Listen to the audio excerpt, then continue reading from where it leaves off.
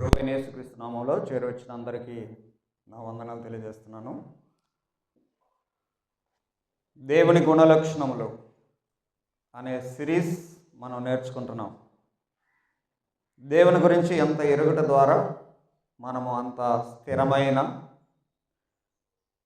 ఖచ్చితమైన భక్తి చేయగలుగుతాం. దేవుని గురించి మనకి సందేహాలు, అపోహలు, అనుమానాలు ఇలాంటివి ఉన్నప్పుడు మన భక్తి బలహీనంగా ఉంటుంది. దీని విషయమై మనం నేర్చుకుంటున్నటువంటి అంశంలో దేవుని గుణలక్షణాలు అని 8 భాగాలు ఇప్పటివరకు అయింది. ఈరోజు 9, నెక్స్ట్ 10.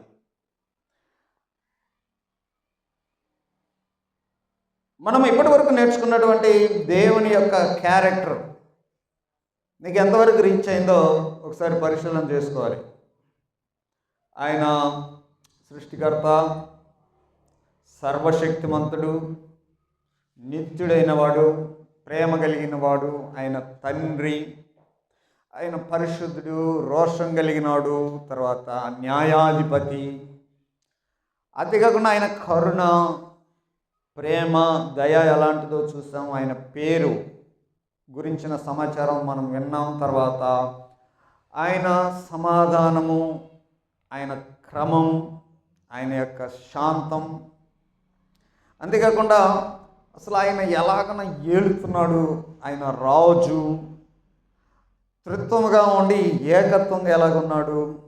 అంతేకాకుండా ఈరోజు నేర్చుకునే అంశంలో ఆయన కోపము, పగ, ప్రతీకారం. బైబిల్ గ్రంథంలో దేవుని క్యారెక్టర్ మనం అర్థం చేసుకోవాలి. ఇశ్రాయేలు ప్రజల్ని ఆయన చిన్న ఒక బానిస గుంపును ఆయన ఎన్నుకొని నేను ఇలాంటి వాడని అని వారికి తెలియపరుచుకుంటూ వారి ఎడల తన కార్యాలన్నీ చేశాడు. ఏమి వాళ్ళకే ఎందుకు చేశాడు?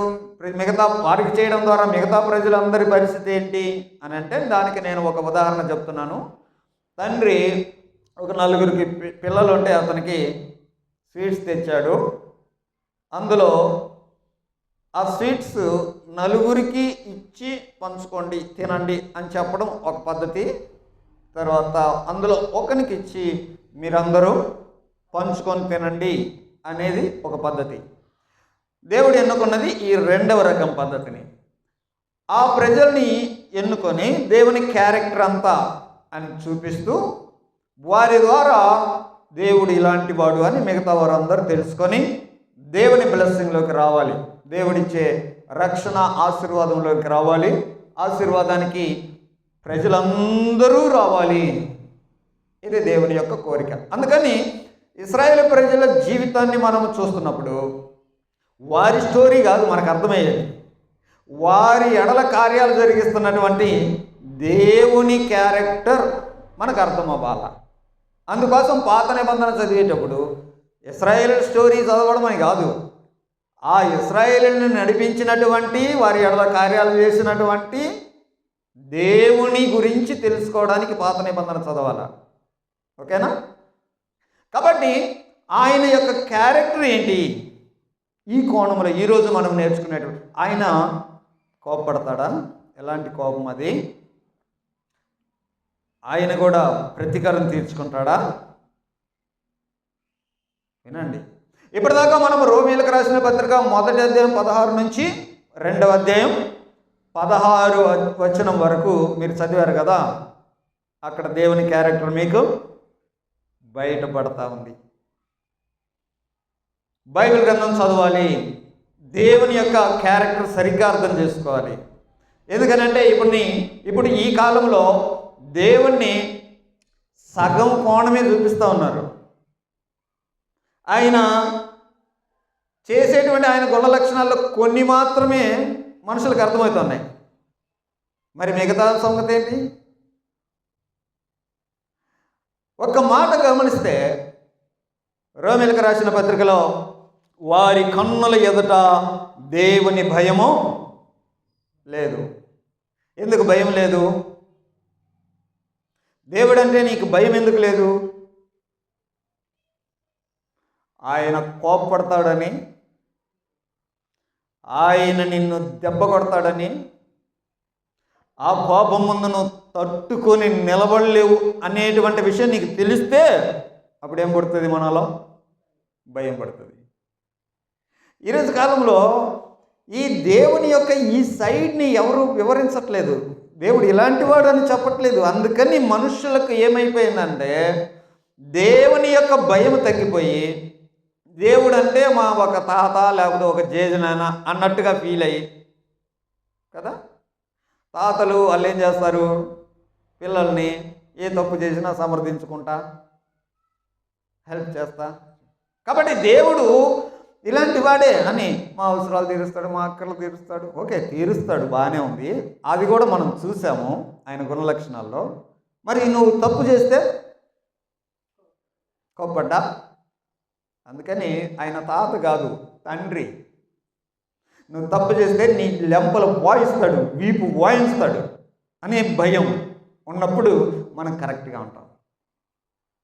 బైబిల్ గ్రంథము ఇది పిల్లల కోసమని కాదండి. బైబిల్ గ్రంథం పెద్దలదే, పెద్దలే అర్థం చేసుకోవాలి. విచిత్రం ఏంటంటే పిల్లలప్పుడేమో బాగా చదువుతాం, పెద్ద అయిన తర్వాత మానుకుంటాం. నిజమేనా? చిన్నప్పుడు బాగా చదువుతారు బైబిల్, పెద్ద అయిన తర్వాత మానుకుంటారు. కానీ నువ్వు చదవాల్సింది అసలు పెద్ద అయిన తర్వాత చదవాలి, నీకు అర్థమవుద్ది. ఈ రోజున ఈ 3 అంశాలు మనము వాక్యానుసారంగా ఆలోచన చేద్దాం ప్రియులారా. దేవుని గుణలక్షణాల్లో ఆయన కోపం ఏంటి? ఈ రోమీయులకు రాసిన పత్రిక 12వ అధ్యాయం తీయండి ఒకసారి. 12వ అధ్యాయం 19వ వచనం చదువుదాం. ప్రియులారా, మీకు మీరే పగ తీర్చుకొనక దేవుని ఉగ్రతకు చోటీడి, పగ తీర్చుట నా పని, నేనే ప్రతిఫలమునిత్తును అని ప్రభువు చెప్పుచున్నాడు. ఇంకా ఏమర్థం చేసుకోవాలి? ప్రియులారా, మీకు మీరే పగ తీర్చుకొనక దేవుని ఉగ్రతకి చోటివ్వండి. మీకు మీరే పగ తీర్చుకోవద్దు. ఓవరాల్గా ఈరోజు మనకేమర్థం అవ్వాలంటే, మన ఎడల ఎవరైనా ఏదైనా చేస్తే మనం ఎదురుదాడి చేయకుండా దేవునికి అవకాశం ఇవ్వాలి, దేవునికి చోటు ఇవ్వాలి, ఆయన చూసుకుంటాడు అనేటువంటి విషయానికి మనకు రావాలా. ఉగ్రత విషయం, దేవుని యొక్క ఉగ్రత విషయం, అది తెలియక ఈరోజు అనేకులలో దేవుని భయం లేదు అని ఇప్పటిదాకా మనం మాట్లాడుకుంటున్నాం. కాబట్టి దేవుడు తీర్చుకుంటాడు, దేవుడు పగ తీరుస్తాడు, దేవుడు ఎవరి లెక్క వాళ్ళకి సెటిల్ చేస్తాడు. అది నీ పని కాదు, నీ పని కాదు. ఆయన పగ. ప్రియమైన దేవుని పిల్లలారా, ఒకరు ఎవరైనా నీకేదైనా కీడు చేశారనుకోండి, దానికి నీవు రిప్లై ఇవ్వాల్సిన అవసరం లేదు. నేను చూస్తా పని, పగ తీర్చుట నా పని అని దేవుడు చెప్తున్నాడు. క్రైస్తవులారా, ఒకసారి ఆలోచన చేయండి. నేడు మన సమాజంలో చాలా చాలా ఇలాంటి పరిస్థితులు తట్టుకోలేకపోయి ఎన్నెన్నో చేస్తూ ఉన్నాం. ఎవరికి అవకాశం ఇవ్వట్లేదు? దేవునికి అవకాశం ఇవ్వకుండా నువ్వు తీసుకుంటున్నావు, నువ్వు తీర్చుకుంటున్నావు. పగ నువ్వు తీర్చుకుంటే ఎక్కువ డ్యామేజ్ అవతల వస్తుందా, దేవుడు తీరిస్తే వస్తుందా? మనకు కూడా మనుషుల్లో చాలా ఉండేది. కాబట్టి దేవుడు న్యాయాధిపతి, సత్య సంబంధమైన న్యాయాధిపతి. గతంలో నేర్చుకున్నాం. ఆయన చేసేటువంటి తీర్పులు, ఆయన వేసేటువంటి శిక్షలు ఎగ్జాక్ట్గా, సూటబుల్గా, కరెక్ట్గానే ఉంటాయి. ఎవరు ఆయనకు సాక్ష్యాలు చెప్పాల్సిన పనిలా, ఆయన సాక్ష్యాలు ఆయన దగ్గర, ఆయన సాక్ష్యాలు అన్నీ ఆయన దగ్గర సమకూర్చబడే ఉంటాయి. కాబట్టి దేవుని యొక్క ఆ లక్షణాన్ని మనము ఆలోచన చేయాలి.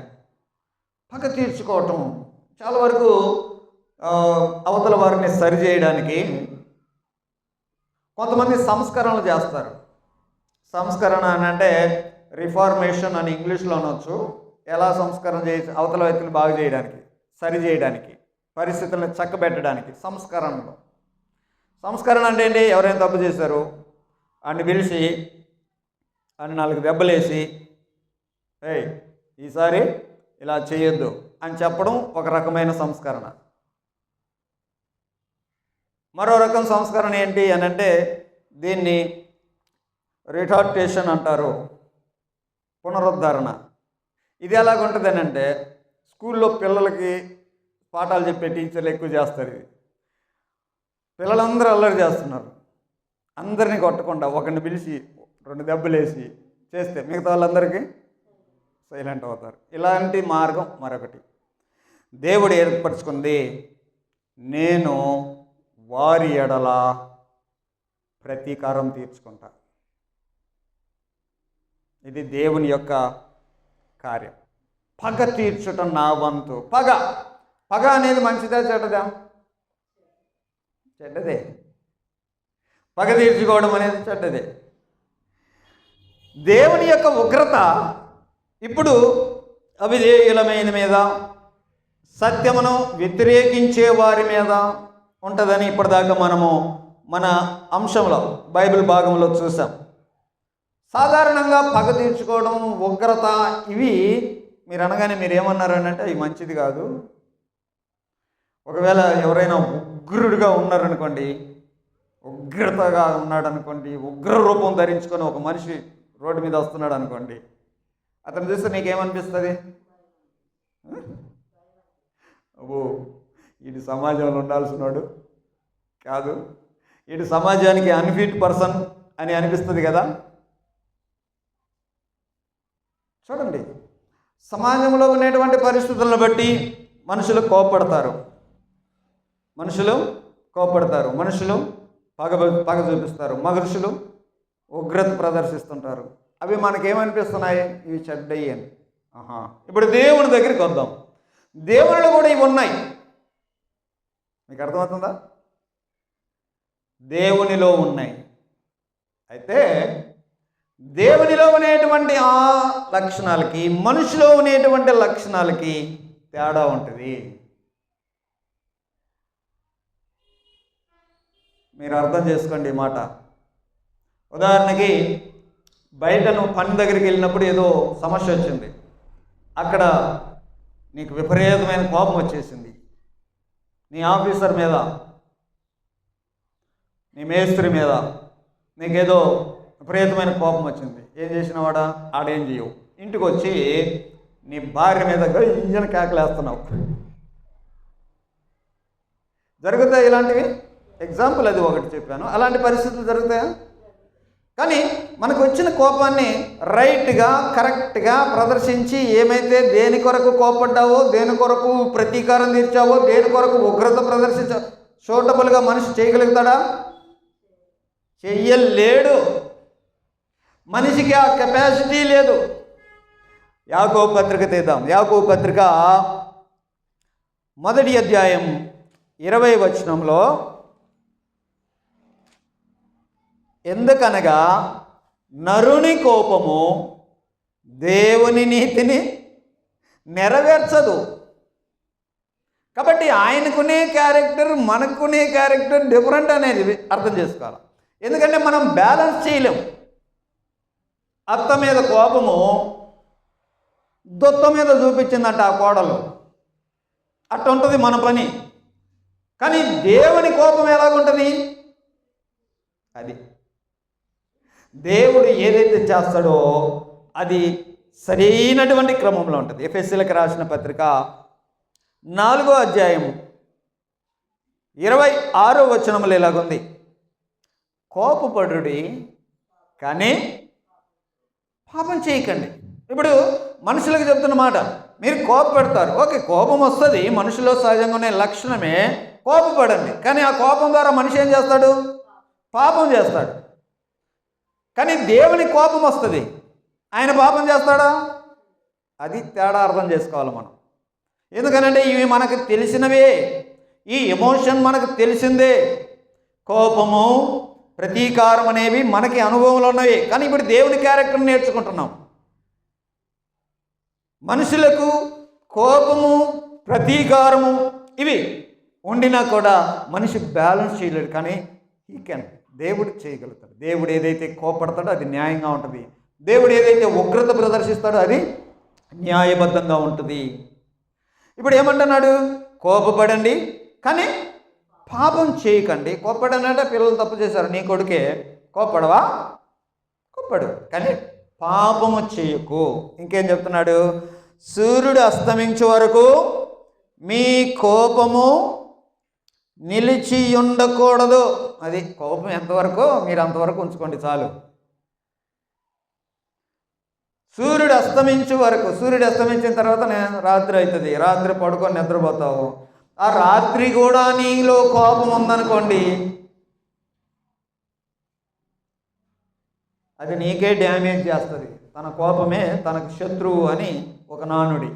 ఓకే, కాబట్టి కోపము ఇప్పుడు మనుషుని కోపం దేవుని నీతినేమి నెరవేర్చదు.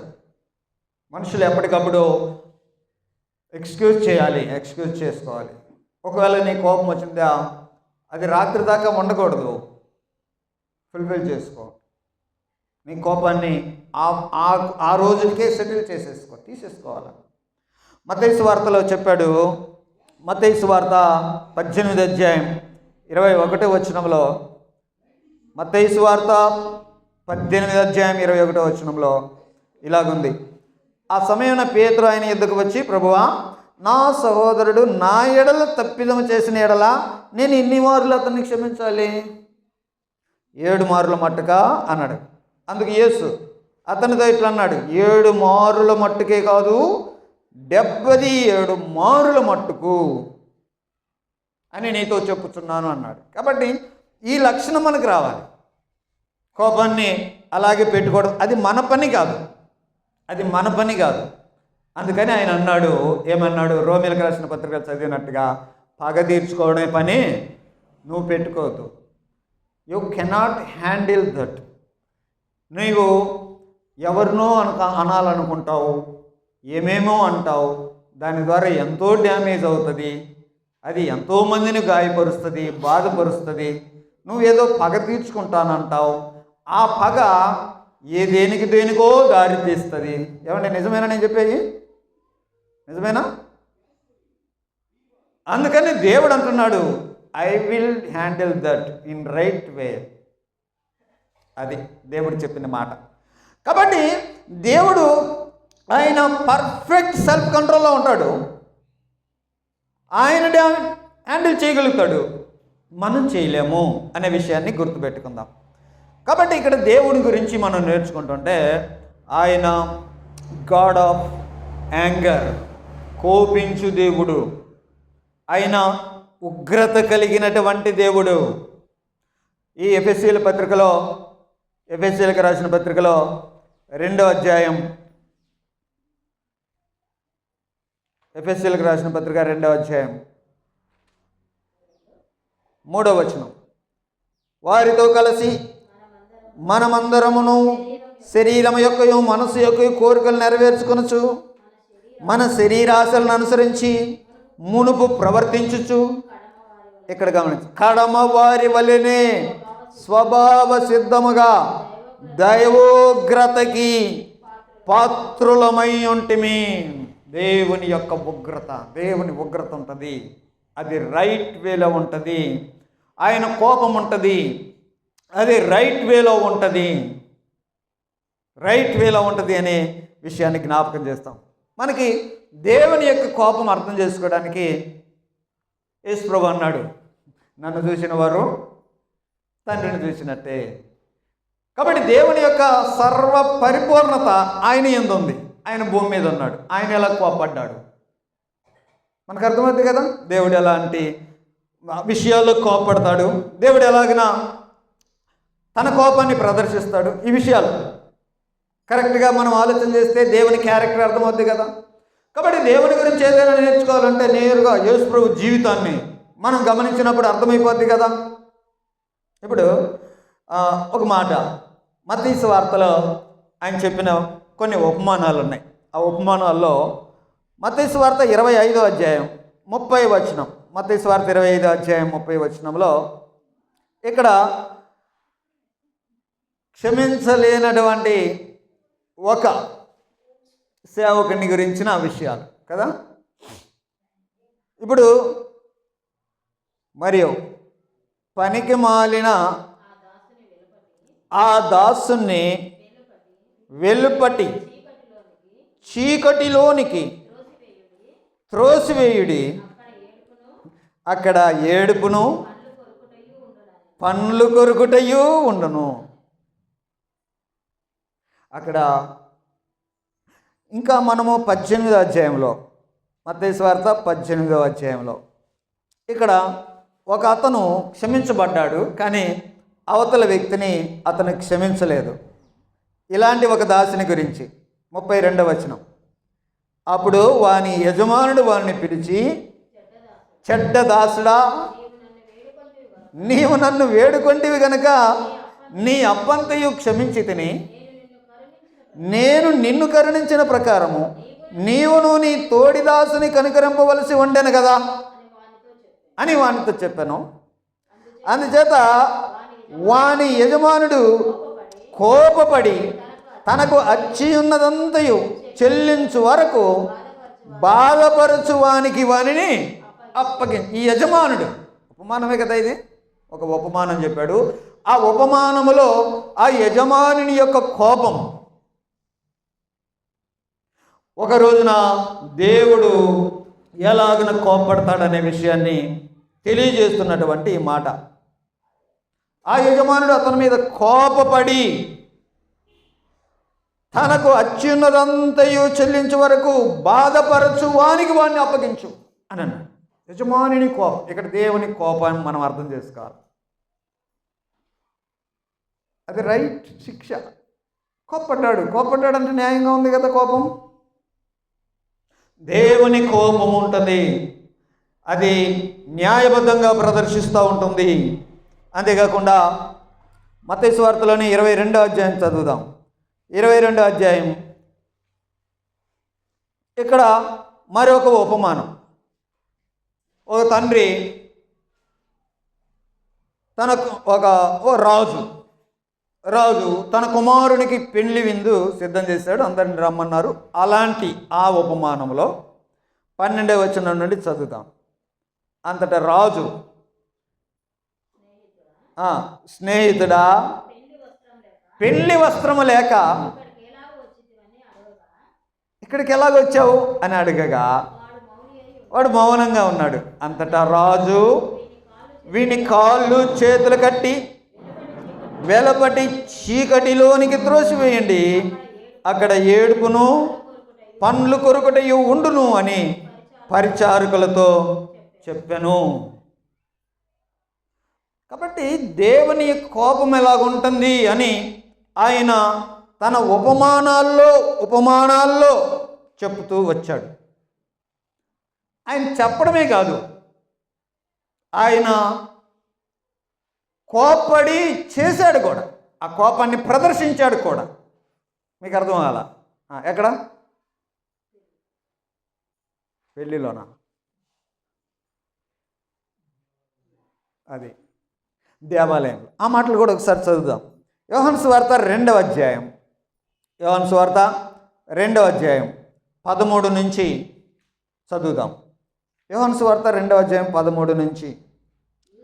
యూదుల పస్కా పండుగ సమీపింపగా యేసు యెరూషలేముకు వెళ్ళి దేవాలయంలో ఎడ్లను గొర్రెలను పావురములను అమ్మువారును రూకలు మార్చువారును కూర్చుండుట చూచి తాళ్లతో కొరడాలు చేసి గొర్రెలను ఎడ్లను దేవాలయంలో నుండి తోలివేసి రోకలు మార్చువారి రోకలు చల్లివేసి వారి బల్లను పడద్రోసి పావురము అమ్ము అంటూ వీటిని ఇక్కడి నుండి తీసుకుపోండి, నా తండ్రి ఇల్లు వ్యాపారపు ఇల్లుగా చేయకుడి అని.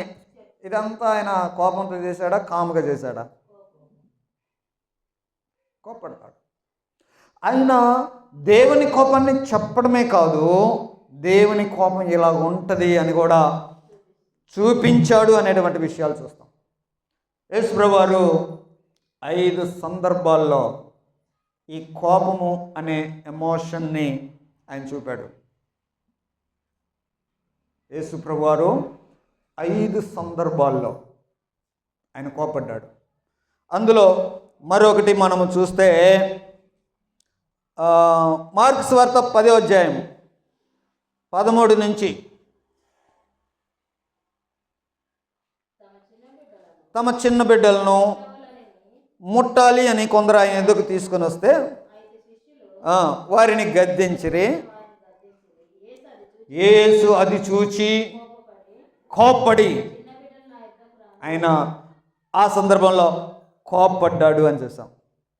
ఆ తర్వాత మార్కు సువార్త 3వ అధ్యాయం 5వ వచనంలో, ఇక్కడ విశ్రాంతి దినాన ఆయన ఒక స్వస్థత కార్యం చేస్తే దాన్ని బట్టి 5వ వచనం, ఆయన వారి హృదయ కాఠిన్యమునకు దుఃఖపడి కోపముతో వారిని కలియజూసి, ఓచ చేయగలిగిన వాడిని బాగు చేసే ఆ క్రమంలో, ఎందుకయ్యా నువ్వు విశ్రాంతి దినాన్ని ఇలాంటి పనులు చేస్తామని వాళ్ళు అడిగినందుకు వాళ్ళ మీద ఈయన ఏం చేశాడు?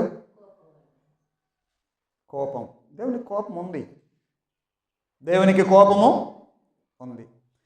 అసలు ప్రాముఖ్యంగా ఈ మత్తయి సువార్త 23వ అధ్యాయంలో శాస్త్రులు పరిచయుల గురించి ఇక ఎన్నెన్ని అన్నాడో, కోపంతో అన్నాడు అవన్నీ. అయ్యో శాస్త్రులారా పరిచయులారా అని ఇక 23వ అధ్యాయంలో మీరు అనేకమైన విషయాలు చూడొచ్చు. కాబట్టి దేవునికి ఈ విధమైనటువంటి కోపం, ఇప్పుడు దేవాలయం కోపమే చూస్తాం. ఆ సీన్, దేవాలయం ఉంది, దేవాలయంలో జరగాల్సిన పనులన్నీ జరుగుతూ ఉంటాయి. ఆ జరిగేటువంటి ఆ క్రమంలో ఒక భాగం అన్ని జనులు వచ్చి ఆరాధన చేసుకునే విధంగా ఉంటుంది. అన్ని జనులు ఆరాధన చేసుకునే విధంగా ఉంటుంది, ఒక భాగం ఉంటుంది. అక్కడ వచ్చి వారు ఆరాధన చేసుకోవాలి. అయితే ఆ ప్రదేశంలో వీళ్ళు ఏం చేస్తున్నారని అంటే వ్యాపారాలు చేస్తున్నారు. అందుకని ఆయన కోపం వచ్చింది. చూడండి, దేవునికి కోపం వస్తుంది. ఆ చిన్న మాటను బట్టి ఒకటి అర్థం చేసుకోవాలా, దేవుని మందిరంలో ఎవరైనా వేరే వాళ్ళు వచ్చి ఆరాధన చేసుకునే దానికి స్థలం ఉంది. అర్థం చేసుకోండి ఈ మాట. కొత్త వాళ్ళు వచ్చి ఆరాధన చేసుకోవడానికి అవకాశం ఉంది. సమస్త అన్ని జనులు నా దగ్గరికి రావాలా, వాళ్ళు వచ్చి వాళ్ళు ఆరాధన చేసుకునే దానికి వీలు కల్పించకుండా మీరే చేసుకొని మీరేదేదో అంతా ఆక్యుపై చేసి చేస్తూ ఉంటే అలాంటి సందర్భాల్లో దేవునికి ఏమొస్తుంది? కోపం వస్తుంది. ఒక స్థానిక సంఘంలోనికి ఒక వేరే వ్యక్తి వచ్చి స్వేచ్ఛగా, హాయిగా, ప్రేమగా, కంప్లీట్గా ఆరాధన చేసుకునే అవకాశం ఈ స్థానిక సంఘం వాళ్ళు కలిగించాల. ఎవరైనా ఇక్కడికి రావడానికి అభ్యంతర పడుతున్నారు అని అంటే దేవునికి ఏమొస్తుంది? అర్థం చేసుకోండి, దేవుని క్యారెక్టర్ అర్థం చేసుకోండి. ఎందుకు వారి మీద కోపడ్డాడంటే ఇందుకే. మిగతా వాళ్ళని రానియరా మీరు? అవతల వాళ్ళు వచ్చి సమాధానంగా వారికి దేవుని ఆరాధన చేసుకునే అవకాశం మీరు ఇవ్వరా? ఇది కొంచెం డీప్ పాయింటే, మీరు ఆలోచన చేయాలా. ఎందుకంటే కొన్నిసార్లు ఇలాంటి పరిస్థితులు కలుగుతున్నాయి. ఎందుకంటే అవతల వాళ్ళు రాలేకపోతున్నారు, ఎందుకంటే కొత్త వాళ్ళు రాలేకపోతున్నారు. కారణం ఏంటి? పాస్టరా? లేకపోతే పాస్టర్ చెప్పే బోధ? అర్థం చేసుకోండి మీరే. ఇక్కడున్న వాళ్ళు కొత్త వాళ్ళని రానియట్లేదు. ఒక రకంగా వారు రావటానికి అభ్యంతర కారణం ఇక్కడున్న వీళ్ళే. అలాంటి పరిస్థితుల్లో దేవుని కోపం వస్తుంది. సో ఇక్కడ మనము దేవుని కోపము ఎందుకు ఎలా వస్తుందనే విషయాన్ని మనం చూస్తూ ఉంటే, ఆయన కోపం వస్తుందని ఇప్పటిదాకా మనం చూసాం. దేనికి వస్తుంది ఆయన కోపం? దేనికి వస్తుంది అని అంటే, ఒకటి అనైతికంగా మనుషులు ఉన్నప్పుడు ఆయన కోపం వస్తుంది.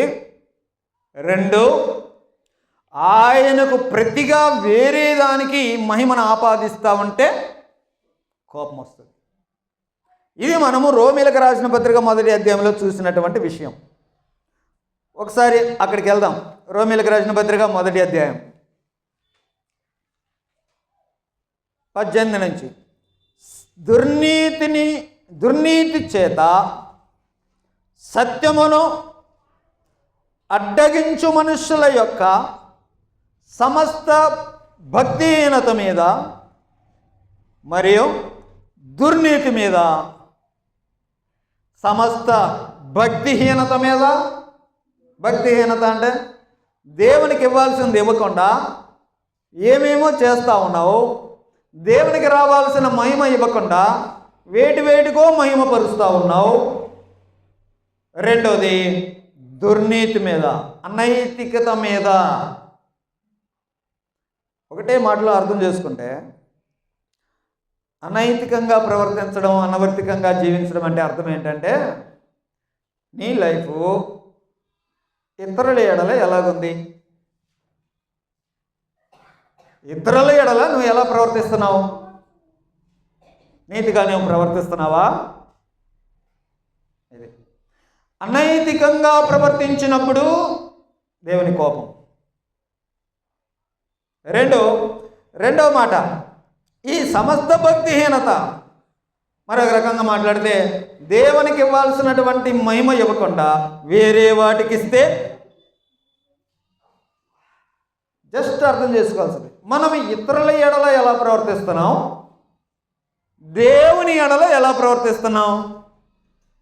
ఈ రెండిటిని బట్టి దేవుని కోపం బయలుపరచబడతా ఉంటుంది. దేవుని కోపం వస్తుంది. ఆ కోపం కూడా ఉగ్రతైన కోపము.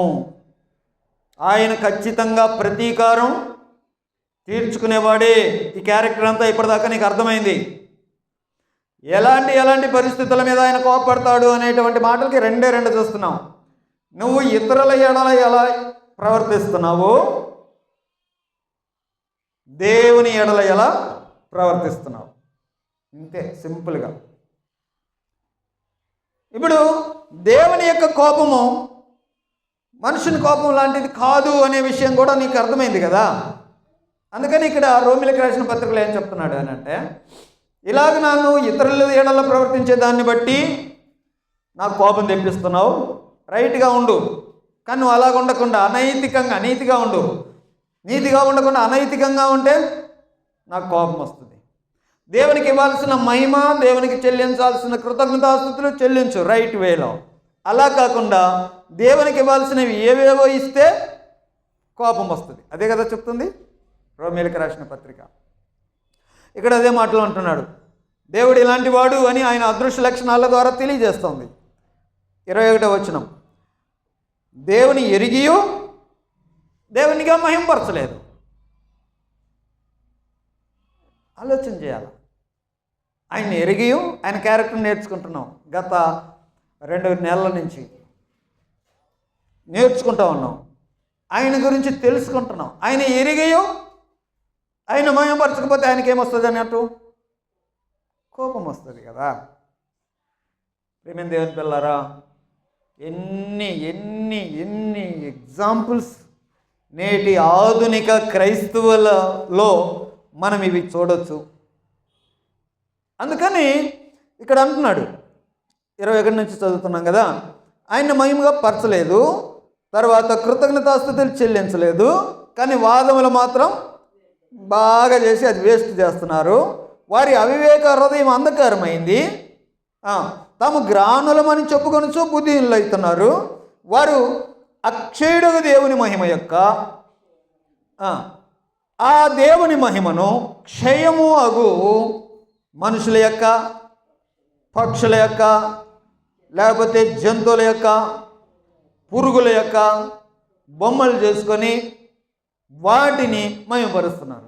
కోపం రాదా దేవునికి? దేవునికి ఇవ్వాల్సినవి దేవునికి ఇవ్వాలి.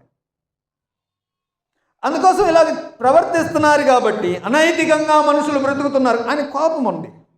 ఇప్పుడు దేవుని కోపము ఇప్పుడు బయలుపరచబడుతుంది అని గుర్తుపెట్టుకోవాలి మనం.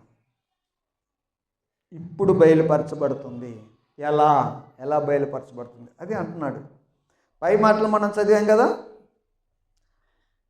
మీకు అర్థం అవ్వాలా. 18వ వచనం మీరు సరిగ్గా అర్థం చేసుకుంటే, దుర్నీతి చేత సత్యమును అడ్డగించు మనుషుల యొక్క సమస్త భక్తిహీనత మీదను దుర్నీతి మీదను దేవుని కోపము పరలోకము నుండి బయలుపరచబడుచున్నది. అంటే ఇప్పుడా ఒకప్పుడా?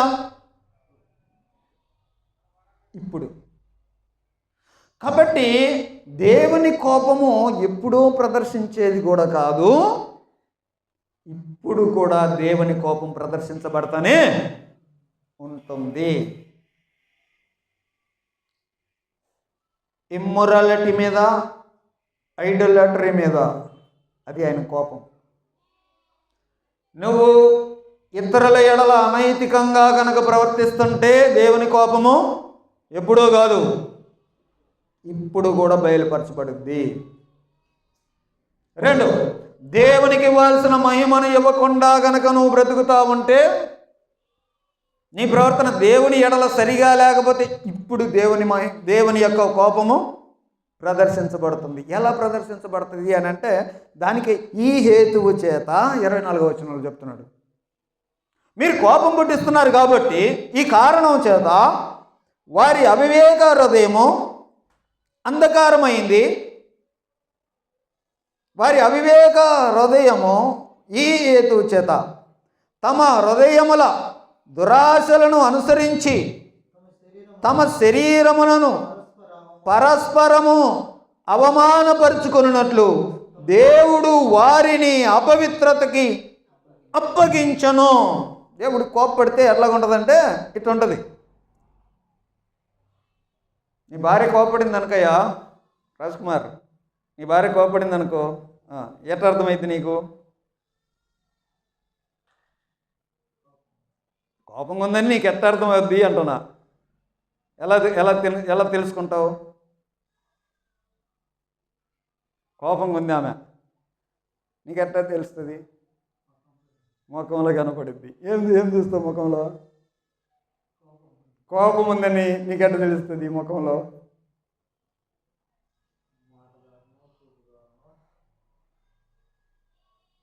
ఆమె కోపం వచ్చిందంటే ఫస్ట్ సైలెంట్గా కూర్చుంటుంది, ఆ రోజు ఉండదు. ఆ రోజు తను చేయాల్సిన పనులు తాను చేయదు. ఆటోమేటిక్గా నీకేమర్థమైంది? ఇంకా ఏమే కోపం మీద ఉంది అని నీకు అర్థమైంది, అంతేనా? ఫస్ట్ కోపం ఎలా ప్రదర్శించబడుతుంది అంటే అలా. ఇంకా అది ఈయన మించింది అని అంటే ఎదురు మాట్లాడటం, ఇక నీ మీద గలాట పట్టడం, అవసరమైతే మీద పడి కొట్టడం, తన కోపాన్ని. అర్థమవుతుంది కదా? 1, కోపము, దేవుని కోపము మొదట తాను ఎలాగైతే నీ భార్య కోపగించుకొని తన పనుల నుండి తాను విరమించుకొని సైలెంట్ అయిందో, దేవుడి కోపం కూడా ఇప్పుడు అలాగుంది. మనుషుల ఎడల ఎలా ప్రవర్తించాలో అలా ప్రవర్తించకుండా, దేవుని ఎడల ఎలా ప్రవర్తించాలో అలా ప్రవర్తించకుండా ఉంటే దేవుని కోపం ఇప్పుడు కూడా ఉంది. కాబట్టి దేవుడు ఏం చేస్తాడంటే ఫస్ట్ తను చేయాల్సినటువంటి పనులు చేయకుండా సైలెంట్ అవుతాడు. సైలెంట్ అయ్యాడు అని అంటే ఆయన కోపడ్డాడు అని అర్థం. ఇప్పుడు ఈ చదివిన మాటను బట్టి ఈ హేతువు చేత వారు తమ హృదయముల దురాశలను అనుసరించి తమ శరీరాలని పరస్పరం అవమానపరుచుకున్నట్లు దేవుడు అప్పగించాడు, వదిలేశాడు. అంటే దీని అర్థమవుతుంది. ఏమర్థం అవుతుంది చెప్పనా? నీ శరీరాన్ని నువ్వు నీకు ఇష్ట ప్రకారం, నీ కోరిక ప్రకారం, నీ ఇష్టం ప్రకారం చేస్తానంటే చేసుకోపోరా, వదిలేశాడు. దేవుడు మనుషులను ఏం చేస్తాడనంటే మంచివారి మీదను చెడ్డవారి మీదను ఆయన సూర్యుని ఉదయింపజేసి కంట్రోల్ పెడుతున్నాడు. మనిషిని లోపల దేవుడు మనస్సాక్షిని ఉంచాడు. కాబట్టి ఎంతవరకు మాట్లాడాలా, ఏం మాట్లాడితే తప్పు అనేటువంటి విషయాలు సహజంగా మనిషికి తెలుస్తాయి. మీకు అర్థమవుతుంది కదా? ఈ మందు తాగొచ్చా తాగకూడదా, బీడీలు సొత్తులు తాగొచ్చా తాగకూడదా, అవతల బూతులు మాట్లాడచ్చా మాట్లాడకూడదా, మనిషికి తెలుసా తెలీదా? తెలుసు. ఆ కంట్రోలింగ్ దేవుడు పెట్టాడు. తెలుసు అంటే ఎలా తెలిసింది? దేవుడు నీ లోపల ఉంచినటువంటి మనసాక్షిని బట్టి, లేకపోతే దేవుని మాటల జ్ఞానాన్ని బట్టి, దేవునితో నీకున్నటువంటి ఫెలోషిప్ని బట్టి నీకు తెలుసు కదా. అయితే దేవుడు ఏం చేస్తాడనంటే, ఆయనకు నువ్వు కనుక కోపం తెప్పిస్తే దాన్ని విత్డ్రా చేసుకుంటాడు. కాబట్టి ఒకసారి తాగిన వాడు ఏమవుతాడంటే మళ్ళా తాగుతుంటాడు, మళ్ళా తాగుతాడు. ఆఖరికి ఏమవుతాడు? రోడ్డు పక్కన బురద గుంతలలో పడి దొర్లాడే విధంగా తయారవుతాడు. ఎందుకు మధ్యలో తను ఆగిపోలేదు? తను చేసే తప్పు అని మధ్యలో ఎందుకు తనకు తెలియలేదు? దేవుడు ఆ కంట్రోలర్ని తీసేశాడు. అర్థమవుతుందా? దేవుని కోపము ఇప్పుడు కూడా బయలుపరచబడుతుంది. ఒకటి, మన లోపల ఉండేటువంటి మన మనస్సాక్షి గద్దిస్తాడు. అంత పెద్ద మాట అన్నావా అనకూడదు ఇది. ఆ కాన్షియస్ ఉంటుంది సహజంగా కదా. అయితే దేవుని కోపం వచ్చిందనుకో ఆ కాన్షియస్ తీసేస్తాడు. నీ లోపల ఉండేటువంటి నియంత్రణని దేవుడు తీసేస్తే ఇక మనుషులు వారి ఇష్టం వచ్చినట్టు తయారవుతారు. దానికి ఎగ్జాంపుల్ చెప్పాడు ఇక్కడ. ఏమని? అందువలన 26వ వచనం, దేవుడు తుచ్చమైన అభిలాషలకు వారిని అప్పగిస్తే ఎట్టయిపోతారో చూడండి. ఎట్టయిపోతారు? వారి స్త్రీలు సైతము స్వాభావిక ధర్మం విడిచిపోయి లెస్బియన్స్ అయిపోతారు. స్త్రీలతో స్త్రీలు చేసే పనులు చేస్తూ వస్తారు. అది చేయకూడదు, స్వాభావికంగా అలా జరగదు, కానీ అట్ట తయారైపోతారు. 27వ వచనం, పురుషులు కూడా హోమోసెక్సువల్స్ అయిపోతారు. అరే ఇది నేను చేయకూడదే, ఇది తప్పే అనేదానికి రాడు. ఎందుకని దేవుడు పెట్టిన ఆ నియంత్రణని దేవుడు తీసేస్తే మనుషులకి ఇక అద్దు ఆపు లేకుండా పాపములో పడిపోతారు. ఇదే ఈ మాటలు చేస్తారు. ఇంకా ఏమైపోతారు? వారు తమ హృదయంలో దేవునికి చోటు ఇవ్వలేదు కాబట్టి చేయరాని కార్యములు చేసేటానికి ఇంకా వాళ్ళకి అది తప్పనిపించదు. అలా మధ్య ఒకసారి ఒక అమ్మాయి 8 సంవత్సరాల అమ్మాయిని 5 రోజులు బంధించి కొంతమంది ఒక గ్యాంగ్ విపరీతంగా రేప్ చేసి ఆ పిల్లని చంపేసి, ఏమండి అసలు అవన్నీ ఆసిఫ్ అనే అమ్మాయిని మీరు వినింటారు కదా. ఇప్పుడు చూడండి, అవి చేసేటప్పుడు చిన్నపిల్ల 8 సంవత్సరాల పిల్ల, వీళ్ళందరూ పెద్దవాళ్ళే, విపరీతంగా ఆ అమ్మాయిని అలా చేయటానికి చూడండి. ఇప్పుడు అనిపిదా వాళ్ళకి? అరే పాపం, అలే తప్పు చేయకూడదు అనిపిదా? ఎందుకు అనిపించలేదు అలాగా? వాళ్ళల్లో ఉండాల్సినటువంటి నియంత్రణ లేదు. ఎందుకు లేదు? దేవుడు తీసేశాడు. రోజుకి దిగజారిపోతున్నామని అర్థం ఏంటంటే దేవుడు పెట్టిన నియంత్రణ తీసేశాడు రా బాబు. దాని అర్థం ఏమవుతుంది నీకు? దేవుడు నీ మీద కోప్పడుతున్నాడు. అది అర్థం చేసుకో. ఒకటి, మన లోపల ఉన్న నియంత్రణ తీసేస్తాడు. 2, బయట ఉన్న నియంత్రణ కూడా తీసేస్తాడు. ప్రజెంట్ డేస్లో మీరు చూడండి, ఒకరినొకడు విపరీతంగా తిట్టుకుంటున్నారు, ఇష్టం వచ్చినట్టు బూతులు మాట్లాడుకుంటున్నారు. ఈ రోజుల్లో చెప్తున్నా వినండి. తిట్టుకుంటున్నారా? సోషల్ మీడియాలో ఇంకా విపరీతంగా తిట్టుకుంటున్నారు. వాళ్ళ దేవుణ్ణి వీళ్ళు, వీళ్ళ దేవుణ్ణి వాళ్ళు, ఇష్టం వచ్చినట్టు తిడుతున్నారు. ఓకే, సరే. మరి ఇంత విఘాతం సమాజంలో జరుగుతూ ఉంది. ఎందుకు పోలీసులు కామ్గా ఉన్నారు?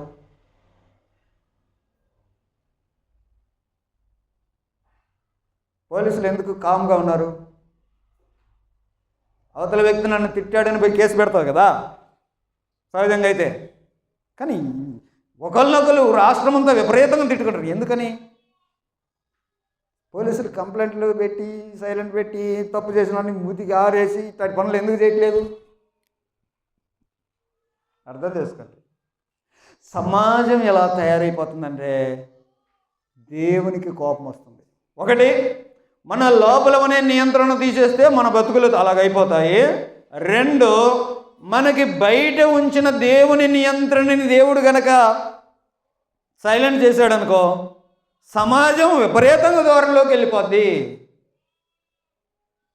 అది సింపుల్గా అర్థం చేసుకోండి. సమాజం ఇలాగ ఎందుకు ఉంది అని అంటే దేవునికి కోపం వస్తుంది. అందుకని బయట పెట్టిన నియంత్రణ అని అంటే మీకు రోమీయులకు రాసిన పత్రిక 13వ అధ్యాయంలో ప్రభుత్వం ఉంది, దానికి మీరు లోబడాలా, ఇలాంటి విషయాలన్నీ అక్కడ ఉన్నాయి, మీరు చూస్తారు. ఆయన పెట్టినటువంటి పోలీస్ డిపార్ట్మెంట్ ఉంది, పోలీస్ డిపార్ట్మెంట్ సైలెంట్ అయింది. ఇప్పుడు చూడండి, పోలీస్ డిపార్ట్మెంట్ సైలెంట్ అయింది అని అంటే మీకు ఏమర్థం అవ్వాలా? నువ్వు పోలీసులను తప్పు పడతావు, కానీ మన బయట పెట్టిన నియంత్రణ కామ్ డౌన్ అవుతుంది అని అంటే దేవునికి కోపం వస్తుంది. అంతే. ఇలాగిన దేవుని కోపాన్ని ఆయన ఇప్పటికి కూడా ప్రదర్శిస్తుంది. ఒకటి కోపం ఏంటి? సింపుల్గా అర్థం చేసుకుంటే ఏమంది? వీళ్ళు దేవుని వదిలిపెట్టారు కాబట్టి దేవుడు వీళ్ళని వదిలిపెట్టాడు. వీళ్ళు రోజు రోజుకి ఈ హేతువు చేత అందువలన మరియు ఒక స్టెప్కి ఇంకొక స్టెప్ చేయరాని కార్యములన్నీ చేసుకునేవారుగా. అక్కడ చాలా లిస్ట్ ఉంది. అటు వారు ఏమేం చేస్తారు? భ్రష్ట మనసు పట్టిన వాళ్ళు, దుర్నీతి, దుష్టత్వం, లోభం, ఈర్ష్య, మత్సరం, హత్య, కలహం, కపటం, వైరం, అపవాదకులు, అతిదేశులు, హింసకులు, కొండగాన్లు, అహంకారులు, బెంకములాడేవాళ్ళు, చెడ్డవాడిని కల్పించేవాళ్ళు. ఇవన్నీ ఎందుకు చేస్తారని అంటే, సమాజంలో ఎన్ని ఎందుకు జరుగుతున్నాయి అని అంటే దేవునికి కోపం వస్తుందయా. అర్థం చేసుకోండి. అది దేవుని కోపం ఇప్పుడు బయలుపరచబడుతున్నది అనే విషయాన్ని అర్థం చేసుకుందాం. ప్రియులారా, ఈ దేవుని కోపం ప్రదర్శించబడుతుంది అని మనకి ఈ బైబిల్లో చెప్పబడతా ఉంది.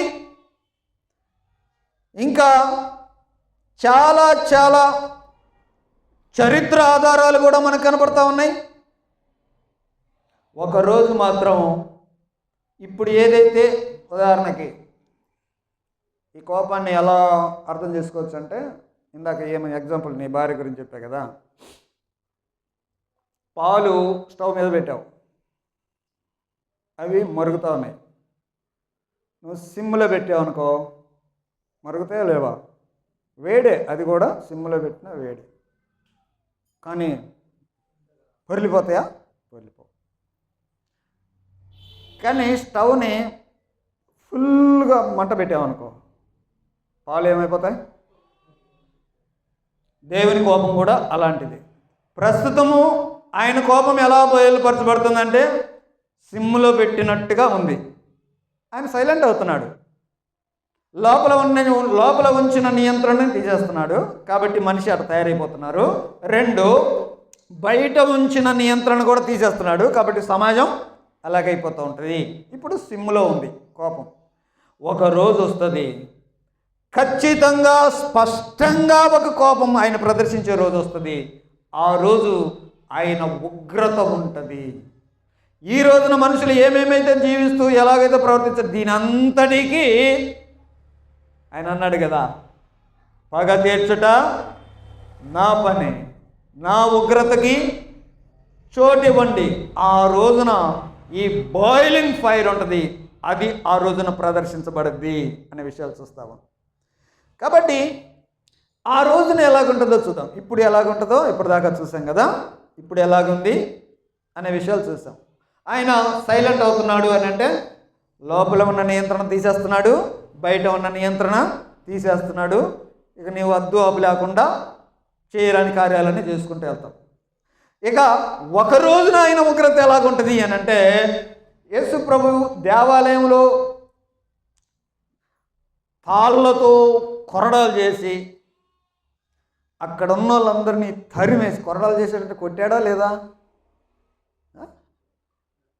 అక్కడ ఉన్నవాటిని మదర్ ఇసురేసి వాళ్ళతో గట్టిగా మాట్లాడి నా తండ్రి ఇంటిని, అప్పుడు ఆయన ఫేస్ ఎలాగుంటుంది?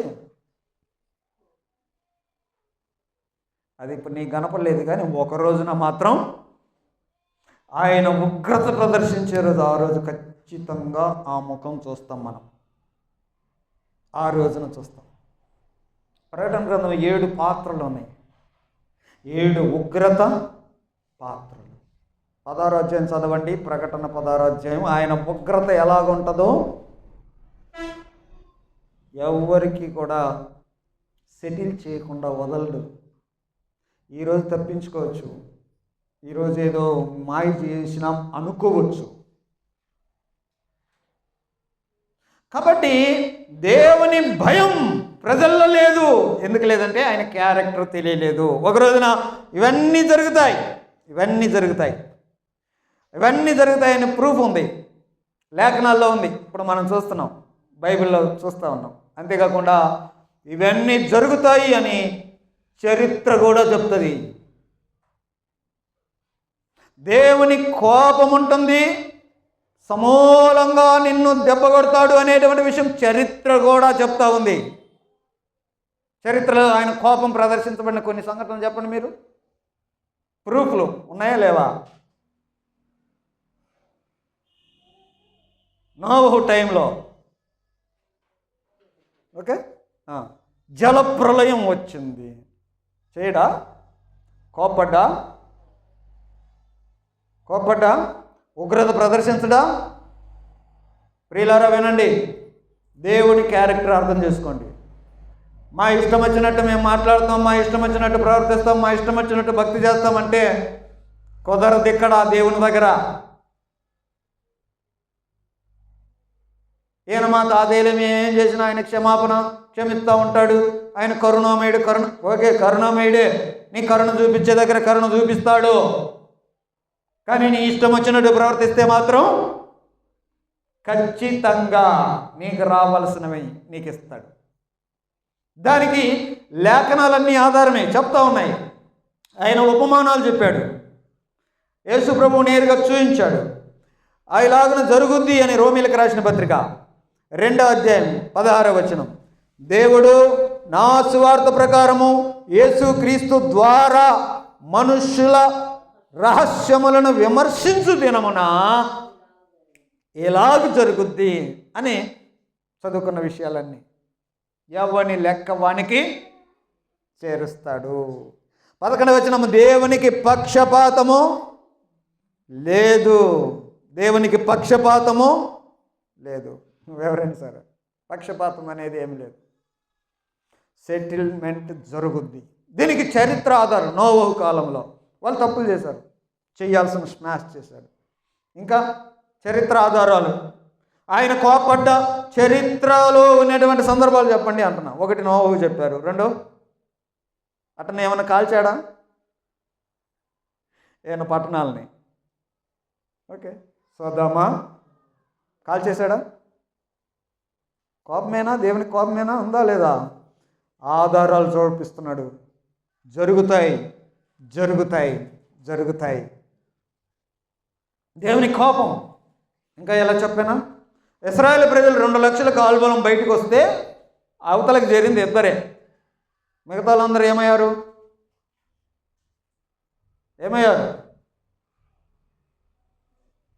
అరణ్యంలోనే రాలిపోయారుగా. ఎందుకని? దేవుని కోపం. వీళ్ళిద్దరు తప్ప ఇక ఎవరు అవతలకు వెళ్ళడానికి వీల్లేదు. రండి, వేరే రూట్లో రండి. 38 సంవత్సరాలు ప్రయాణం చేయండి.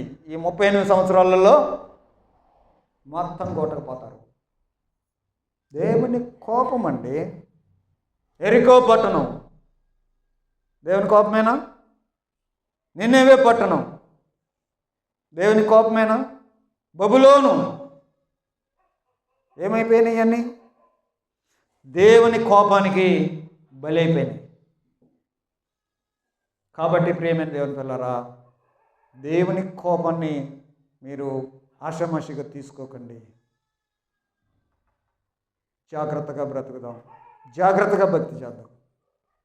దాని కొరకు ఆయన కనికరం ఏంటంటే, ఇంత కోపం ఉంది, అయ్యో మీకు భయం అవుతుంటుంది ఒకవేళ నేను ఇప్పుడు చెప్తుంటే, అయింది కదా, నేనెట్ట తప్పించుకుంటున్నబ్బా అనిపించలేదా?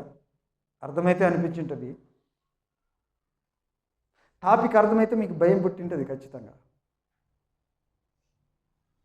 నేనెట్ట తప్పించుకుంటానబ్బా. ఇన్ని విషయాల్లో ఆయన రహస్యాలను కూడా విమర్శించే దినం అంటే ఎవరు తప్పించుకుంటా అని భయమైంది కదా. అయితే ఆయన కనికరం, ఆయన కృప, ఆయన దయ కూడా ఇందులో ఉంది. అలాంటి వాడే ఆయన. ఉంది, కోపం అయితే ఉంది. అయితే దానికి ఆ వ్యగ్రత నుండి తప్పించుకోవడానికి కేవలం మార్గం యేసుక్రీస్తు యొక్క శిలువ. నీకు ఆయన కనికరాన్ని ఇలా చూపించాడు. యేసు శిలువలో ఎందుకు చనిపోయాడు కదా? యేసు ప్రభు వారు శిలువలో ఎందుకు చనిపోయాడు?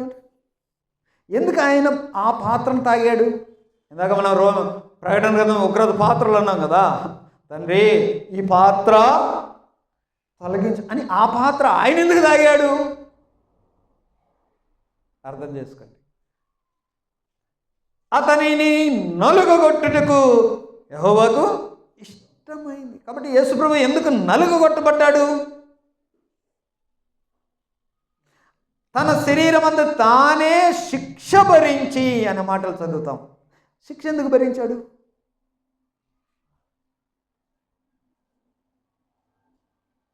తన శరీరం అంతా శ్రమలే. ఎందుకు ఆ శ్రమలు? ఇవన్నీ దేవుని యొక్క కోపాన్ని ఆయన భరించుకున్నాడనే విషయం నీకు అర్థం అవ్వాలి కదా. ఎందుకు చీకటి పడింది ఆ రోజు? పరిశుద్ధుని మీద ఎందుకండి కోపం? పాపం ఎరుగని ఆయననే పాపముగా చేసి శిక్షించాడు. ఏంటి కారణం? దేవుని కోపం చూడండి.